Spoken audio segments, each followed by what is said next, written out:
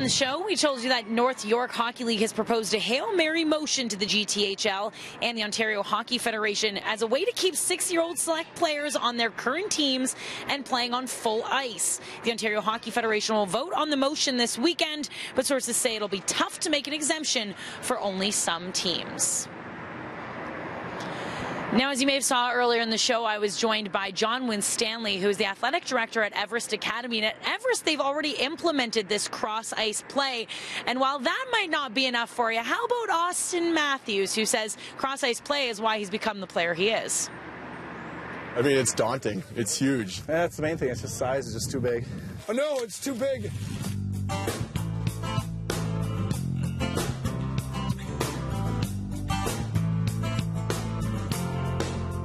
For me, that's what I grew up playing on, so I think it definitely helped me out. But just stick handling in tight, making quicker plays, and I guess just trying to process the game a little faster. There's definitely more action. There's a lot more going on. You got to be aware. So I definitely think it's a lot more fun than being a 6-year-old hauling down 200-foot ice back and forth. Should have been happening a long time ago. There's nothing worse. I mean, it's just pack hockey. You see 5 chasing the puck over here and 5. It's a waste of time. Your opinion as a coach of kids, smaller rink, better idea? I personally like it, yes. I think people are too caught up in wins and losses in this city. Right from 4 or 5 years old, it's become a culture that we need to kind of get away from. Now, something parents brought up that was an issue was that the actual equipment to use to split the ice up into those smaller rinks is really expensive. Is that something that needs to be looked at? It is.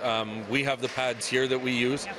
They are expensive, and they're cumbersome, so they're hard to store depending on the arena and your storage unit. So that is something, but I think people are creative enough that there's a lot of different ways we can make this work. I'm thinking pool noodles. Right? It probably would work, yes.